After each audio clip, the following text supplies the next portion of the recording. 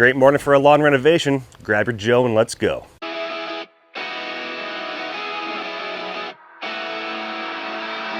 So today we're going to be doing a partial renovation on overseed specifically. This lawn is actually looking pretty good. Has its fungus issues, so it does have some dead spots in it. We're going to kind of clean that garbage out today, put some fresh new cultivars of seed down in there, and get this lawn looking pretty. Let's quickly go over the steps of what we're going to be doing today. Steps 1 and steps 2 have already been done for us. Step number 1, you're going to mow your lawn a couple notches lower than usual. This was done by Johnny last night. He is down just under 2.5 inches. He normally mows above 3. This has been lowered down slowly over the course of a couple of weeks. You don't want to just take it down a full inch. You could do some scalping and cause some more damage. Now, you don't want to go too low that you're causing damage by scalping, but kind of find that happy spot because we're not going to be mowing for about 3 or 4 weeks after this. Step number 2 only pertains to people with in-ground irrigation. If you look around, there are some yellow flags in the ground marking off all the sprinkler heads. We want to make sure that we do not cause any damage to these sprinkler heads by dragging our machines over them. Step number 3 is going to be dethatching. We're using toe-behind equipment today just to make life easy on us. I got some bad knees going on, so we've got 2 Cub Cadets rocking. It should make things a lot easier. We'll talk about each step as we do it. So dethatch, we're now going to do a core aerate. We're going to bring out a bunch of cores. And then step number 3 is put down that grass seed. Step number 4, fertilize. Step number 5, water. Step number 3 is what we're about to do right now. We're going to be dethatching.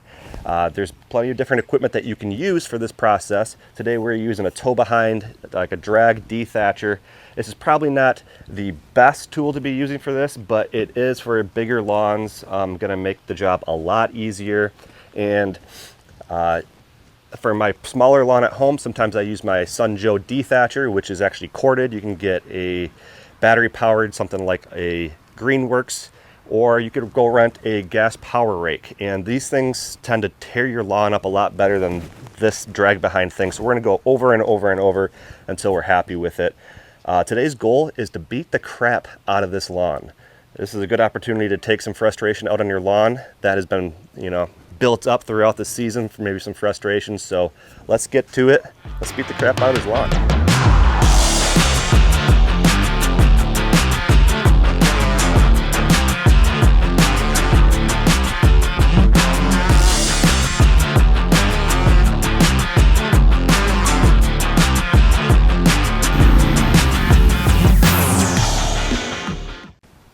Well, I guess you could say this thing tore some dead grass out of there. This thing works a little better than I thought it would. While I was running this, Johnny was actually going around all the edges and the flags and hitting it with a dethatching rake, because the problem with these big toe behind things is it is difficult to get those small nooks and crannies. So that is the one downside to them. Now I'm just finished the front here. I'm gonna go around back, and Johnny is gonna hop on his Cub Cadet and start bagging all this up and get it cleaned up. Let's tag team this.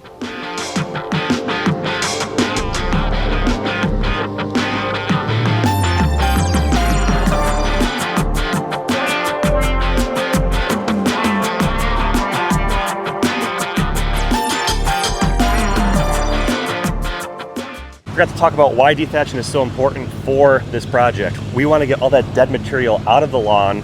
We want to try to make room for that seed down into the bare soil so that we can have good seed to soil contact, get all of our nutrients down in there, get good water penetration.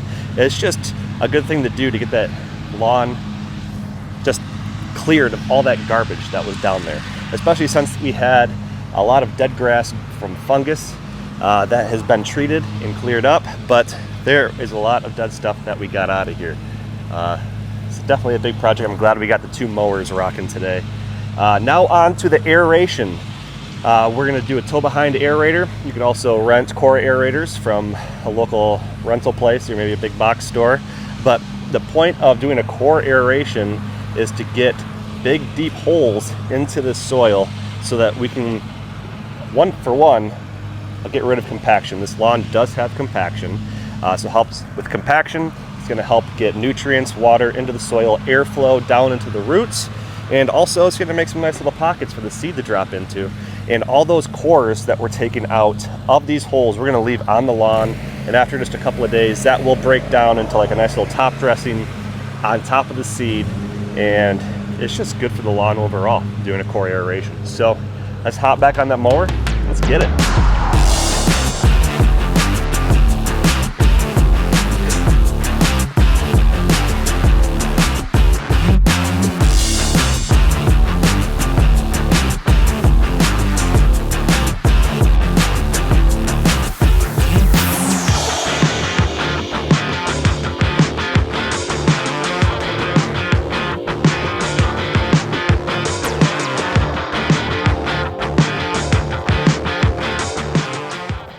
Now it's time for the main event today, grass seed. We're putting down turf type tall fescue from Twin City Seed.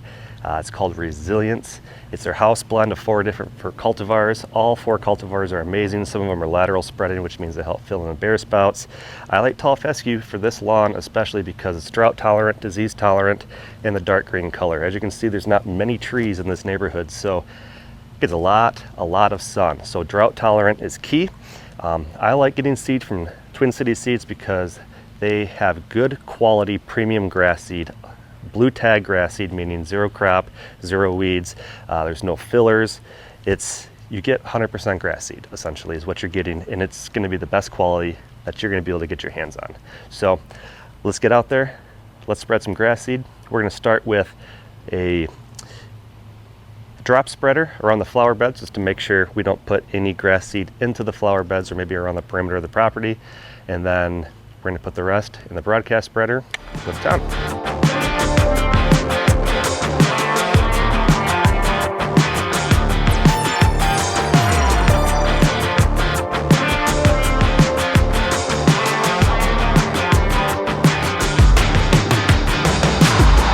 All right guys, we're almost done.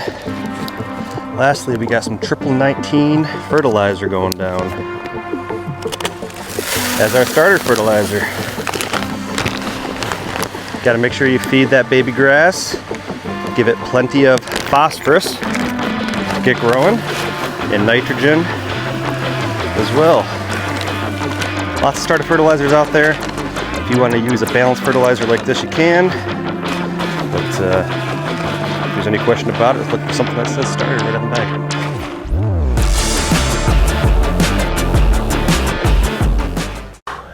Okay guys, that is it for the project.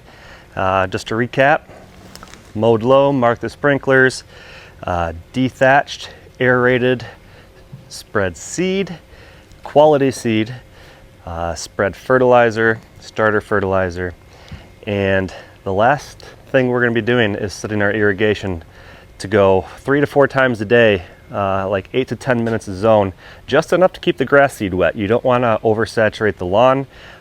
You don't want to cause more issues, but that grass seed can't dry out. We need to keep that wet until germination, and then at that point we can start to dial back our irrigation a little bit. So thanks for watching, you guys. If you have any questions about this overseed process, please drop them in the comments below. I'll be more than happy to answer them for you. See ya.